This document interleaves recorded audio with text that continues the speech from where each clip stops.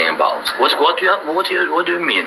I'm talking about the kind of diplomacy that's going to end the destruction of your country. Yes, but if you Mr. President, with respect, I think it's disrespectful for you to come into the Oval Office and try to litigate this in front of the American media. Right now, you guys are going around and forcing conscripts to the front lines because you have manpower problems. You should be thanking the president for trying to bring an end to this conflict. Have you ever been to Ukraine that you say what problems we have? I have been to. Count once. I've actually watched and seen the stories, and I know what happens is you bring them on a propaganda tour, Mr. President. Do you disagree that you've had problems bringing people into your military? And do you think that it's respectful to come to the Oval Office of the United States of America and attack the administration that is trying to prevent the destruction of your country? A lot of questions. Let's start from the beginning. Sure. First of all, during the war, everybody has problems. Even you, but you have nice ocean and don't feel now, but you will feel it in the future. God bless. You don't know that. God bless. God bless. You will not have a war. Don't tell us what we're going to feel. We're trying to solve a problem. Don't tell us what we're going to feel. I'm not telling you. Because you're in no position to dictate that. That's exactly what you're doing. You're in no position to dictate what we're going to feel. We're going to feel very good. You will feel influence. We're going to feel very good and very strong. You will feel influence. You're right now not in a very good position. You've allowed yourself to be in a very bad position, and he happens to be right about it. From the very beginning of the war. You're not in a good position. You don't have the cards right now. With us, you start having cards. Right now, you don't. You're playing cards. You're playing cards. You're gambling with the lives of millions of people. You're gambling with World War III. You're gambling with World War III. And what you're doing is very disrespectful to the country, this country. That's back to you. Far more than a lot of people said they should have. Have you said thank you once? This entire meeting? No, in this entire meeting, have you said thank you? You went to Pennsylvania and campaigned for the opposition in October. Offer some words of appreciation for the United States of America and the president who's trying to save your country. Please, you think that if you will speak very loudly about the war, He's not speaking loudly. He's not speaking loudly. Your country's in big trouble. Can I answer? Wait a minute. No. You've done a lot of talking. Your country is in big trouble. I know. You're not winning. You're not winning this.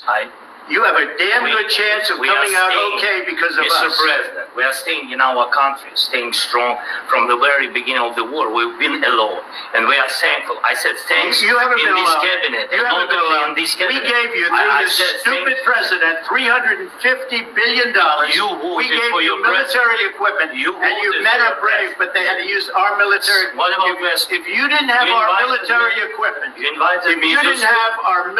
equipment, this war would have been over in 2 weeks. In 3 days, I heard it from Putin. In 3 days, this is something maybe less. In 2 weeks, of course, yes. It's going to be a very hard thing to do business like this. I tell you, just say thank you. I said it a lot of times. Except that there are disagreements, and let's go litigate those disagreements rather than trying to fight it out in the American media when you're wrong. We know that you're wrong. But you see, I think it's good for the American people to see what's going on. I understand, sir. I think it's very important. That's why I kept this going so long. You have to be thankful. You don't have the cards. You're buried there. Your people are dying. You're running low on soldiers. Listen, you're running low on soldiers. It would be a damn good thing. And then you tell us, I don't want a ceasefire. I don't want a ceasefire. I want to go, and I wanted this. Look. If you could get a ceasefire right now, I tell you take it so the bullets stop flying and your men stop getting killed. Of course, we want to stop the war. But you're saying you don't want a ceasefire. But I said to you, I want a ceasefire. With guarantees. Because you get a ceasefire faster than an agreement. Ask our people about ceasefire, what they think. That wasn't with me. That wasn't with me. That was with a guy named Biden who was not a smart person. That was with Obama. It was your president. Excuse me. That was with Obama, who gave you sheets, and I gave you javelins. Yes. I gave you the javelins to take out all those tanks. Obama gave you sheets. In fact, the statement is Obama gave sheets and Trump gave javelins. You got to be more thankful, because let me tell you, you don't have the cards. With us, you have the cards. But without us, you don't have any cards. One more question to the Vice President. I'm sorry. It's going to be a tough deal to make, because the attitudes have to change. what if Russia breaks ceasefire? What if Russia breaks peace talks? What do you do then? I understand that it's a heated conversation right now. What are you saying? She's asking, what if Russia breaks the ceasefire? Well, what if anything? What if a bomb drops on your head right now? Okay? What if they broke it?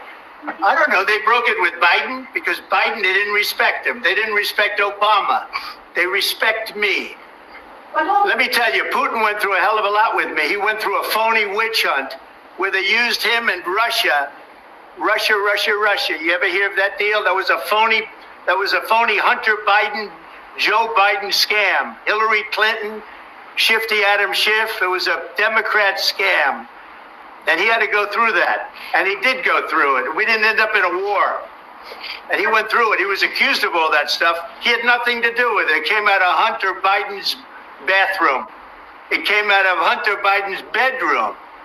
It was disgusting. And then they said, oh, the laptop from hell was made by Russia. The 51 agents. The whole thing was a scam. And he had to put up with that. He was being accused of all that stuff. All I can say is this. He might have broken deals with Obama and Bush, and he might have broken them with Biden. He did, maybe. Maybe he didn't. I don't know what happened. But he didn't break them with me.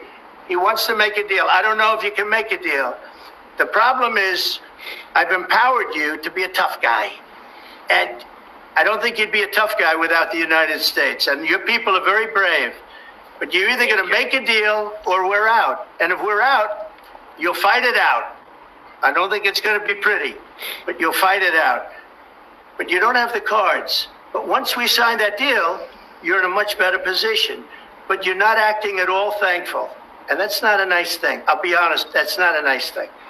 All right, I think we've seen enough. What do you think? Huh? This is going to be great television, I will say that. All right. We'll see what we can do about putting it together. So,